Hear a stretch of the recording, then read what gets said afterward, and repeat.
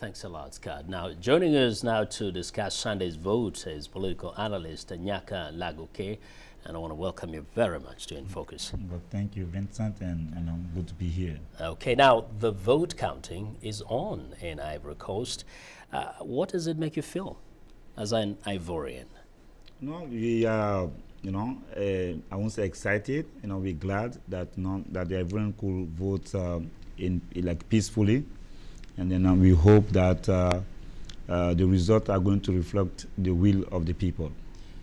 But now there's some who are expressing fears that those who lose in these elections might reject the results, and this could lead to chaos in the country. Is that any of your concerns? Yeah, it's my concern, and it is the concern of many Ivorians, because that the rebels, they still keep their weapons and they still control the northern part of the country, and people in the south, close to the president, are hoping, to win the elections, the first round, and even though all the polls show that the president can pull it the first round, but there are other polls that say that he might go to the second round.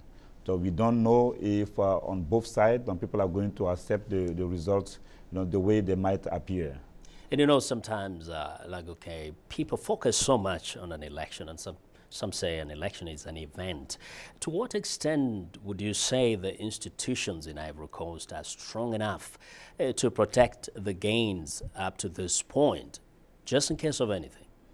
I think that we are not there yet. To be honest, we are not there yet, and we are building democracy in Ivory Coast. After more than 3 decades of one-party system, so right now we have a presidential regime in Ivory Coast, and according to many analysts, the system is built in such a way that the president has enough powers. Now, it's not Babu who did that. It was like that before he came. And so I don't think that we have strong institutions that can prevent any chaos, any tragedy in the country. Well, since 2005, when the elections were postponed, that has been the issue. When are we going to have these elections? The elections have taken place, the votes are being counted, and that's over. But then some would ask, what are some of the issues, very critical issues, that the new administration will have to face that might, in fact, determine the direction the country takes? The biggest problem we have now in Ivory Coast, and the critic of the president said that he could have done more.